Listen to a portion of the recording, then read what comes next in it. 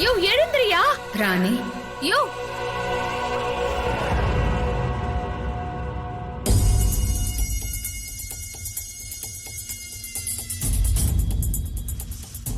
பொம்மியக்கா, நம்மள சுத்தி என்னதாங்கா நடக்குது? தாடிகார உடம்புக்குள்ளார இருந்தது யாரு?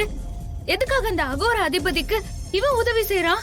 அந்த அகோர அதிபதிய வெளியே கொண்டாடுறதுக்கு தான் என்ன அந்த பரிகாரத்தை செய்ய சொன்னாங்களா?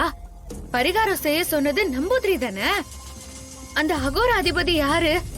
ஐயோ எனக்கு ஒண்ணுமே புரியலக்கா, ஒரே குழப்பமா இருக்குது. சொல்லுக்கா, என்னதான் நடக்குது?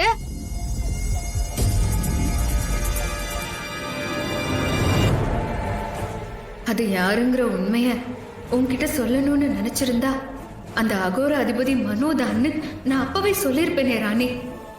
இப்ப வரைக்கும் என்னை யாரு கொலை பண்ணாங்கங்கிற உண்மைய கூட உனக்கு தெரிய விடாம நான் பாத்துக்கிறதுக்கு பின்னாடி வேற ஒரு முக்கியமான காரணம் இருக்கு.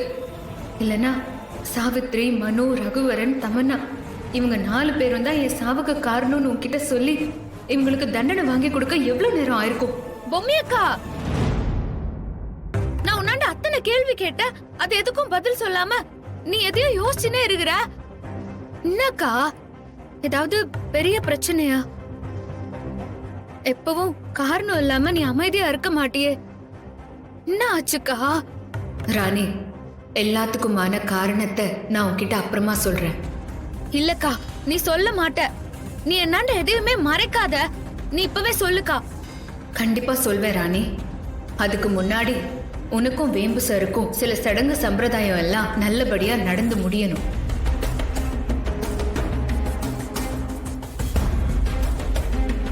ராணி, வேம்பு சார் கண்முழிக்க போறாரு.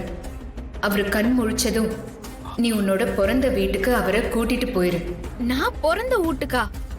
அதான் வேம்பு சார் அன்னைக்கு உன்னை சைக்கிள்ல உட்கார வச்சு கூட்டிட்டு போய் இங்கதான் நீ பிறந்த, உனக்கு பிரசவம் பார்த்தது இவங்கதான்னு சொன்னாருல்ல, அந்த வீட்டுக்கு சூரிய அஸ்தமனம் ஆனதும் சீக்கிரமா வந்துருங்க.